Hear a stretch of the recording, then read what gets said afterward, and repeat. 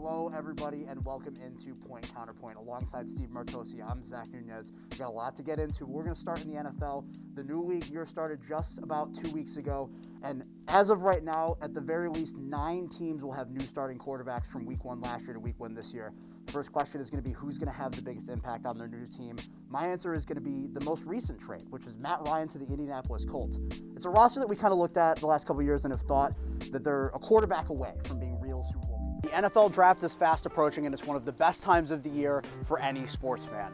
For so many young men, the hard work finally pays off, and they get to go from their parents watching them on bleachers just like these to packed stadiums and rabid fans around the country cheering them on. I'm sure you've heard of many of the high-profile prospects in this year's draft, but I'm going to tell you about a couple of the guys that I've been looking for as underrated gems as we head toward April 28th. The Brooklyn Nets will be facing off in the first play-in game tonight, and they'll definitely be relying on the star power of Kevin Durant and Kyrie Irving. But the team also wants fans to know a little bit more about some of the more important role players on the team. Here's a clip from the most recent edition of Know Your Nets featuring center Andre Drummond and guard Bruce Brown Jr. Chris Bryant signing with the Colorado Rockies for 7 years, $182 million. It interests me most because I don't know what the Rockies are doing as an organization. You make the claim that you don't have the money to re-sign Nolan Arenado, so you trade him and a bunch of cash away to St. Louis. Then you claim you don't have enough money to sign your franchise player after Arenado, Trevor Story, your 27-year-old shortstop. You let him walk. But then you sign a 30-year-old third baseman to a 7-year contract that's worth over $22 million a year. But first, I gotta know, as a guy born and raised in Massachusetts, right, staying on the East Coast for school, when did you get started with these two blogs? And just tell me the story of how you got involved. Yeah, so I got accepted into Quinnipiac into this program in June of 2020. And you mentioned the passion that a lot of those fans have on the internet. You know, you're someone who, like I mentioned earlier, Massachusetts born and raised, follow a lot of Boston sports. Absolutely. I want to know your process as well when it comes to putting bias aside when writing for a team that you don't necessarily root for, especially in the case of the NBA, you know, being a Celtics fan. Like, how do you balance out writing for a hated rival like that? Yeah, it's tough. I definitely got a lot of flack from my guys back home when I started with the Lakers specifically, because obviously Lakers-Celtics one of the biggest rivalries and best rivalries in sports, period. But it's that same thing. You just got to stick to what you know and putting out the facts and trying to have a balance between putting out the facts and the correct information with what's going on, with also writing it so that, you know, people are interested in you. You went to school at SUNY Oswego, where you did a double major in broadcast, journalism, and political science.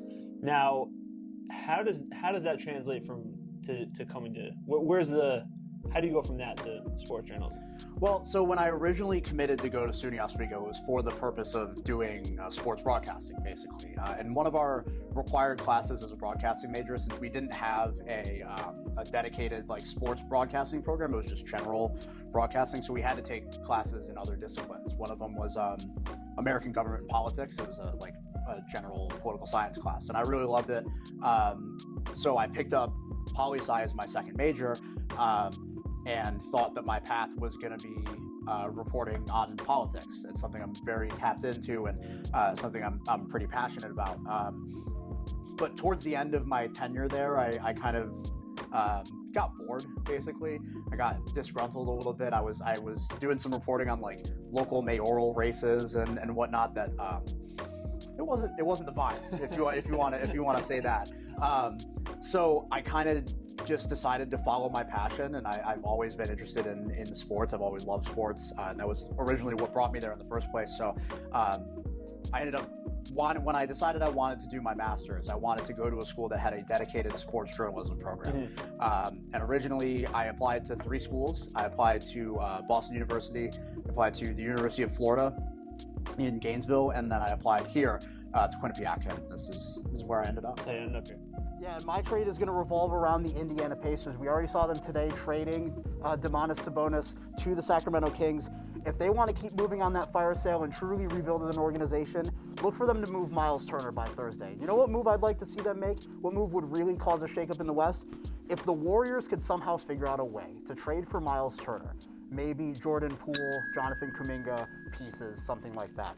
That would add height that the team doesn't have. It would add rebounding and blocks that the team doesn't have, an extra offensive edge that would make the Warriors arguably the favorite to win the West and possibly the favorite to win the title. This weekend gave us a top 10 matchup for the ages that proves that the Ivy League is currently the best conference in all of college lacrosse. The big takeaway I got from this game is that the Ivy League is full of dogs.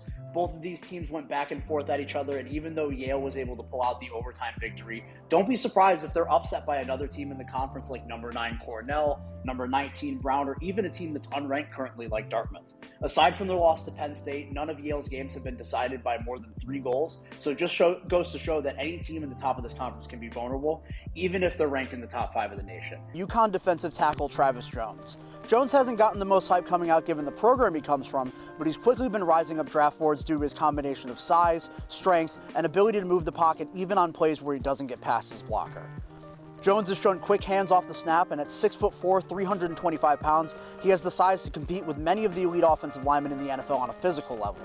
CBS currently has him ranked as their 77th overall prospect, but I think as we get closer to draft day, that could move closer to the second round as scouts could fall in love with his potential. Keep an eye out for these guys and more interesting prospects as the next generation of the NFL gets ushered in on April 28th through April 30th.